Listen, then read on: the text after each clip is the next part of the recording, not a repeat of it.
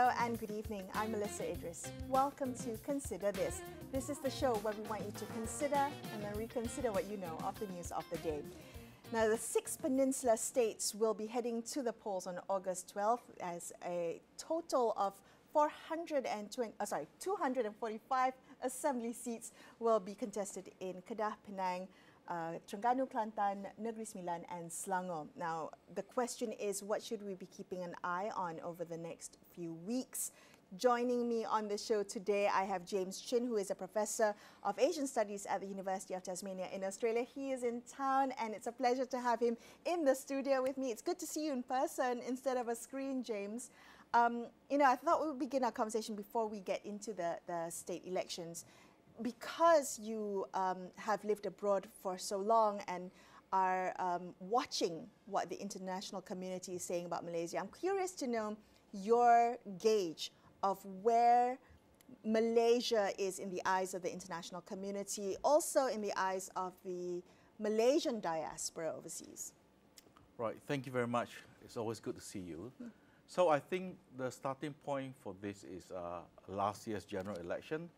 I think a lot of people, especially the Malaysian diaspora overseas, were hoping to repeat. If you remember the election before that, there was a huge movement for the overseas voters to take part.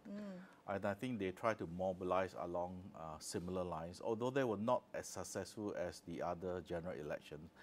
I think the overseas Malaysians were really keen on electing the so-called unity government. I think there was a lot of support for Pakatan Harapan, and I think the real excitement came on the night of the elections.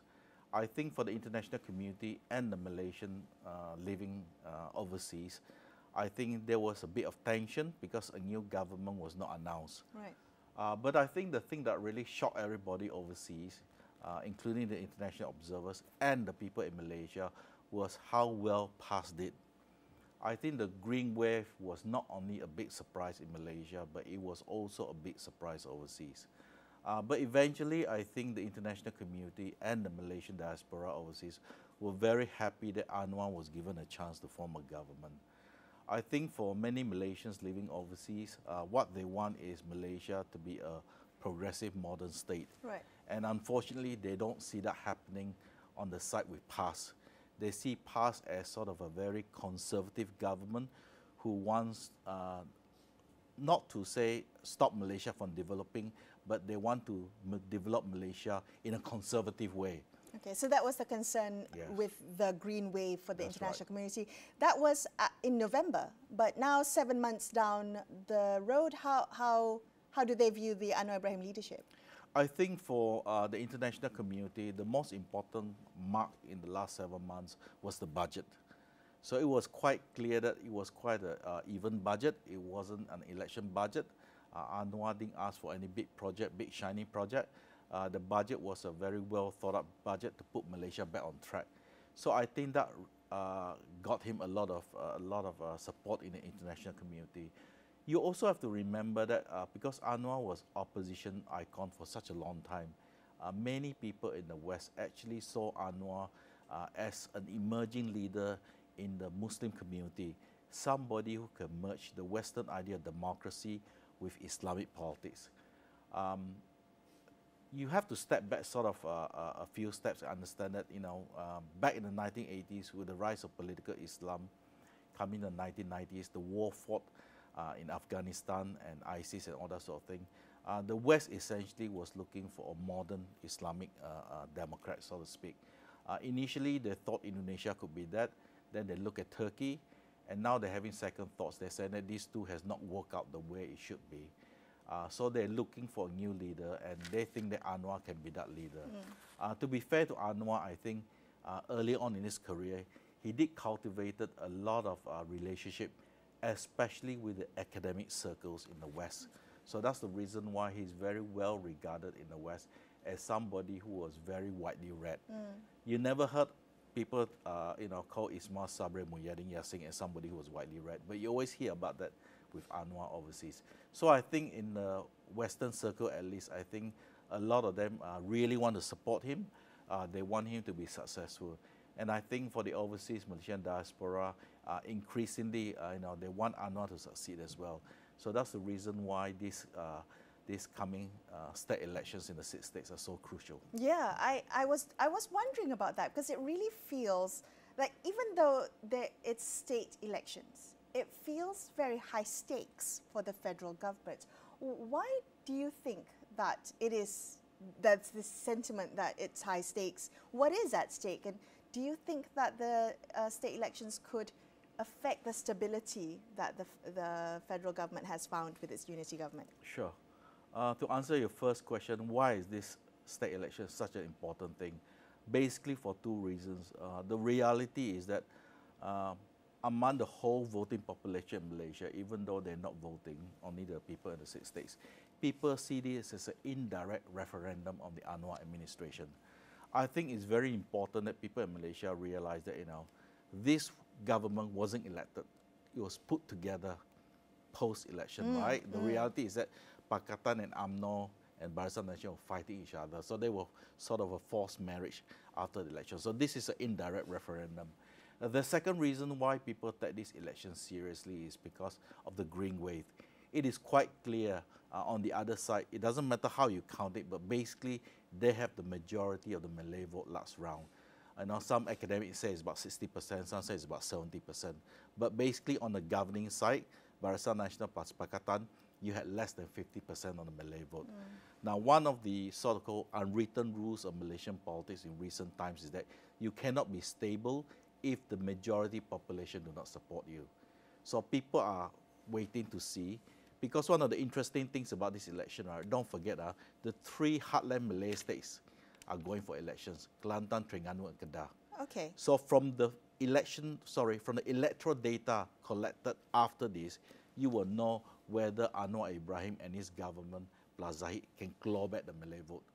Because if they don't claw back the Malay vote, then they will be leading a very unstable government.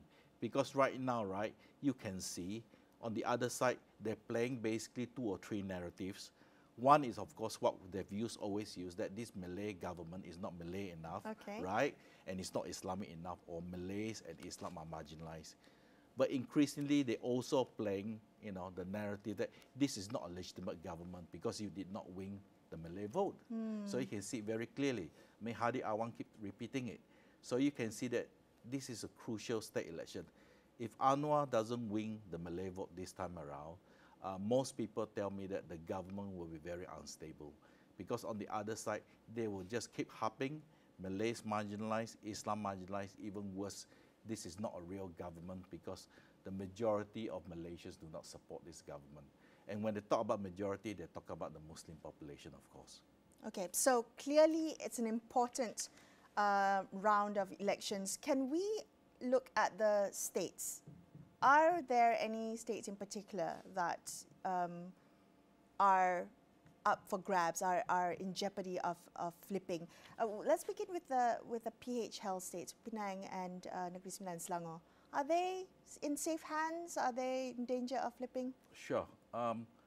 Right. The way to understand this is that if you go to the so-called people who does this, so-called the underground betting business, right? At the present moment, most people believe that it will be status quo, it will still be 3-3 after the elections. In terms of flipping the states, the 2-1 that is possible flip is, of course, Kedah and Terengganu. These are the 2 obvious ones that can flip. But in terms of the voting pattern, right, people will be watching closely Kelantan, Terengganu, and Kedah. Most people think that it's almost impossible to flip Selangor and Penang, because the majorities of Pakatan is so large that you can reduce the majority, but you cannot defeat them. Okay, so reduce the 2/3 majority. Yes, absolutely. But is is that enough to shake the PH confidence? Because what constitutes victory for PH would be status quo. Losing any seats would be that is the wrong way of looking at it. Okay, how the should right we way be of looking looking at it? is you look at the Malay vote in Kedah, Terengganu, Kelantan, Seberang Perai, and the Malay population in Selangor, and the Malay population in Negeri Sembilan. I hate to say this, but the non-Malay vote doesn't count, and the reason why it doesn't count is because it's very obvious since the last few elections, right? Overwhelming majority of non-Malays will support Pakatan because of DAP and PKR, right? Okay. So that vote is already locked in. So people are looking at the Malay vote. Okay, all right. Then talk to me about how the Malay voter sentiment might have evolved over the last 7 months. Can we use GE15 voting patterns as a barometer of how people might vote in this state elections? My personal answer is that probably not. The reason is we don't have enough data. Many of those who voted for the very first time, we know especially the younger one through the saluran results, they supported Perikatan. We don't know whether they're going to follow a similar pattern.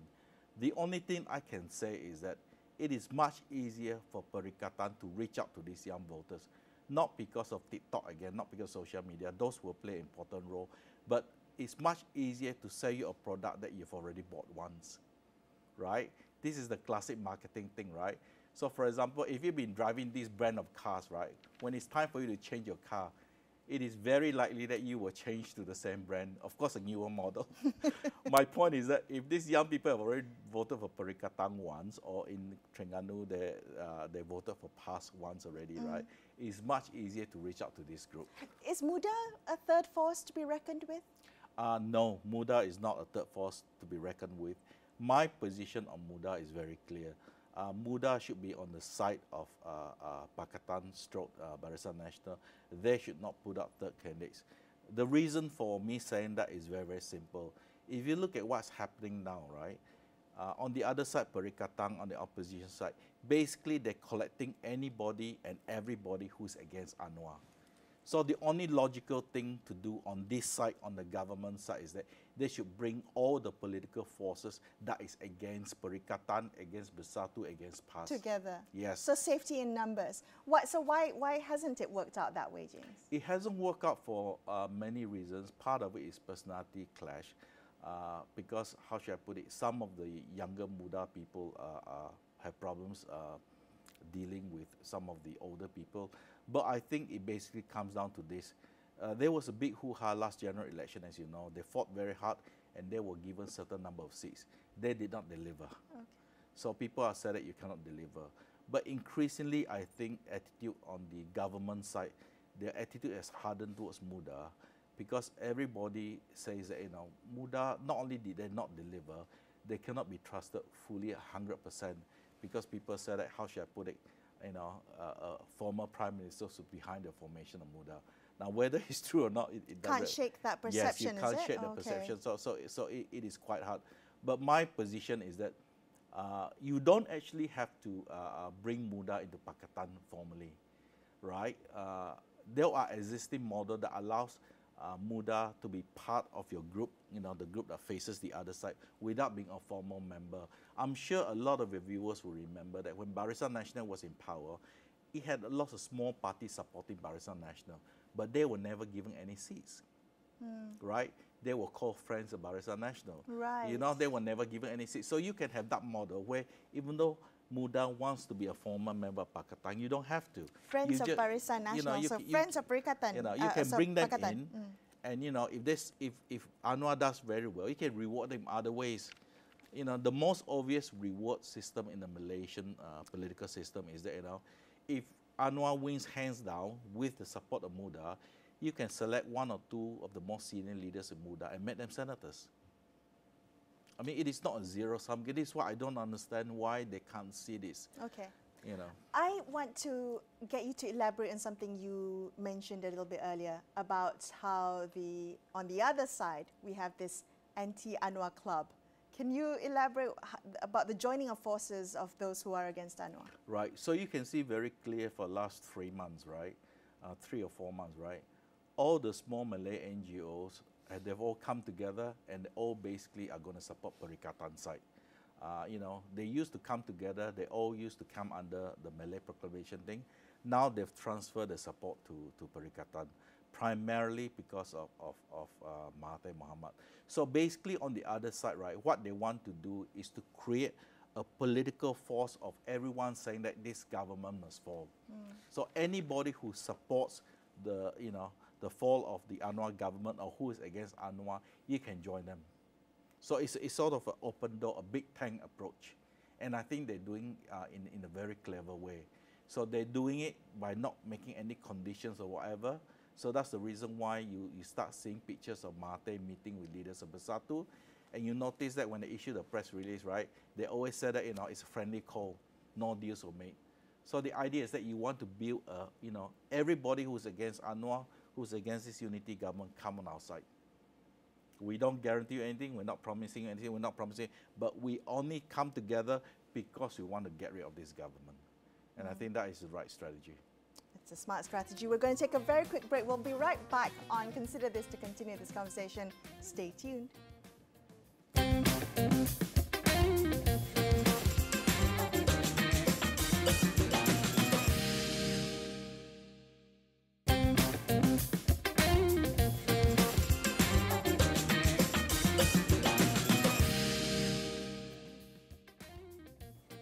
Welcome back to Consider This. I'm Melissa Idris. I'm chatting today to longtime political observer James Chin, who is a professor of Asian Studies at University of Tasmania in Australia. He's in town and we managed to catch some time with him. James, your commentary on Malaysian politics often triggers points of discussion in public discourse. And I'm quite curious to know how you see, as someone who is outside of Malaysia, bird's eye view, how do you see Malaysia's political landscape changing, and what do these changes, how are they significant to the way we are living today? Right. I think the first thing that came out very clearly in the last several months is that all the rules we understand about Malay politics or Malaysian politics in general are out the window. So anything is possible now. I mean, who would have thought that, for example, Tun Mahathir, the author or the person who projected this plan called Wawasan Dua Pulau and Bangsa Malaysia, has turned a full circle and said that multiracialism is out. There's no such thing, that the Federation of Malaysia is really a Malay state. So, everything that we understand about Malaysian politics, the rules doesn't apply. Who would have thought that, DAP is quite happy and tell the supporters, please support UMNO candidates. All these things is unheard of even a few years ago. People thought this can't happen, this has happened. But what really concerns me about Malaysia is not only that there's no more rules about what's going to happen to the country, but now it is very clear, especially if you listen to people like Hadi Awan, Mahathir, and a few other senior leaders in Malaysia, that there's basically three visions for what Malaysia is. And I'm very worried because I'm worried that these three visions find it very difficult to gel. In other words, they don't have a common area, right? The first vision is the vision put out by people like Mahathir, Hadi Awan. This is a Malay Islamic state, right? Malaysia is basically a Malay state. Islam is a central character of this state, okay? This is not me saying it, everyone knows it. You just have to follow Hadi Awan on his Facebook, and this is the message he keep repeating, right? The second vision is, of course, the vision put out by, for lack of another example, is people like the DAP. Malaysia is progressive, not 100% secular, but we follow the constitution. We are very liberal, very modern. We want to progress up to the next level. We accept that Malaysia is a multiracial society. In terms of religion, everybody have the right to practice a religion, but we recognize Islam is the religion of the Federation. Okay. So these two areas, and my point is that there's very little overlap. You can't overlap because they're very different. And the third vision, of course, is that the people from Sabah and Sarawak. Okay, so the people of Sabah and Sarawak said that we enter the Federation of Malaysia on a set of understanding of what Malaysia should look like, and we never got a piece of the action. And in fact, you not only push us around, for lack of a better word, you took out all our resources, but we have been invisible in the system for 50 years, right? So for example, right, if I were to ask you, outside, of course, in Sabah and Sarawak, if I ask you to name the ethnic group, you tell me, Kadazan Dusung, Iban, Dayak. But beyond that, Sarawak has actually 26 major ethnic groups, right, officially. for the census. You can't tell me beyond that, right? So they're saying that what happened to Malaysia, what happened to the promise of Malaysia. So these are three separate visions for Malaysia. And the reason why I feel that there is inherent tensions and that it doesn't gel together is because if you look at the outcome of last year's election, right, who are the two biggest blocs in parliament? The two biggest blocs is PAS on the one hand, promoting, like I said, vision number one. And the second biggest bloc is DAP, promoting the other vision, right? Right. And then you got Sabah, Sarawak with GPS, which is the third bloc. Together with Sabah, they control about 36 GRS. So you see, each of these blocks, right, they have their own vision, but there's no common ground. So what are the consequences of having three separate narratives that don't gel? Well, the obvious one is that you have tensions in the political system and people get more and more frustrated. Do you see this as reasons for more rising polarization in Malaysia? Look, it's not rising polarization, it's already here, right? I mean, yes, it is true that social media doesn't reflect reality because of the cyber troopers, whatever it is. But those people who are not involved in all these things, right, you can see the views are already happening. You can see that, you know, it's really a highly polarized society. And the reason I said it is very obvious because everybody is trying to spin an ethnic or a religious angle to every major incident you can think of. The most recent one, which your listeners will know immediately, is you have a minister who went to an immigration area because the person that tahan in immigration was connected, right? She obviously placed a call to you-know-who, and the minister had to come in, right? So if you look at the Malay social media, especially the more right-wing ones, they're spinning the story that he's only helping Chinese, playing the ethnic angle. Or they're saying that there's some secret connection. He's involved in this, involved in that, human trafficking, whatever it is. Or the girl is connected to him in intimate terms, whatever it is. So they're playing this angle and say that he's a Chinese minister. You know, he has no respect for the civil service. That's why he barged in. If you look at the Chinese social media, they're saying that, oh, it's a very good thing because the minister turun padang. You know, he take direct action. And he says that, you know, corruption in, immigration, maybe the word corruption is too strong a word to use. How should I say it? This sort of special deals done in immigration, right? It's a long-standing issue, right? It is not like you know, this thing happened overnight. But you can see the different sort of narrative that's been put out, and this is due to a polarization. If the country was not so polarized, then the narrative will be different. Then the narrative will be to call an investigation to find out what really happened. Do we need to reform immigration? But nobody talks about reforming immigration. People just get caught up in all this narrative. Right. You know, they say that why should a minister have to barge into that, do this sort of thing? Do you see any way forward that these narratives don't go even more off tangent and diverge away from each other? I think what is very important is that those who believe in Middle Malaysia must stand up. I don't know why, but it seems to me that those who believe in the middle path, right, they're afraid to put their hands up or they're afraid to stand up. Now, if you were to ask me why, my best guess is that they don't want to stand up because they will get hit, right? They'll get hit by the right wing from the extremes, right? Not the extreme, but they know the right wing from their individual group, right, who will push them down. Because they know if they stand up and say that I support Middle Malaysia, right, then somebody will use the religious angle or the ethnic angle to attack them. And most people, you know, middle of the road, right, they do not want to do this. Now, those people who follow me on social media will know that I always try to take the middle path as much as possible. But even then, they accuse me all sorts of stuff. So it's a very, very difficult problem. The good news is I strongly believe that despite all of Anwar's flaws, at the present moment, he's probably the best thing we can hope for Malaysia. So I'm really, really hoping that the unity government will do well in this election because I think we need a strong period of political stability. But James, what if they don't do well? What are the consequences? What might happen then? Okay. If they lose the Malay vote, you will have a period of instability and Anwar may even fall from government. I mean, that is the reality. People say he cannot fall because the numbers are with him. people keep forgetting, right?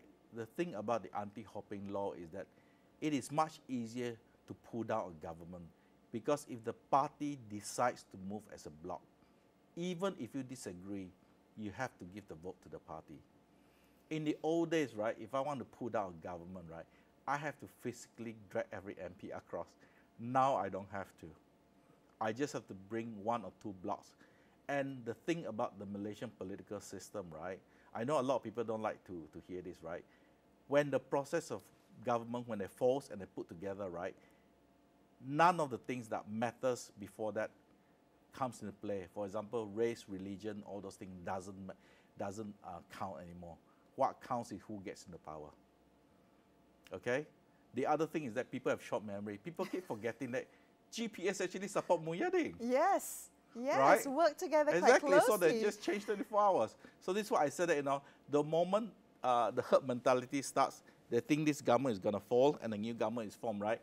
All the normal so-called divide doesn't apply anymore because they move as a bloc. Everybody wants to be in government because that's the only game in town. James, thank you for being on the show today, sharing your insights. I appreciate your time.